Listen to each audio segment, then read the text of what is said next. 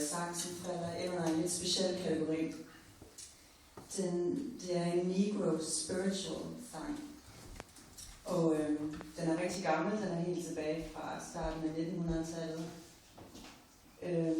Tilbage dengang var der ekstremt mange læger, som blev brugt som slaver og tjenere til de rige og velhavende mennesker.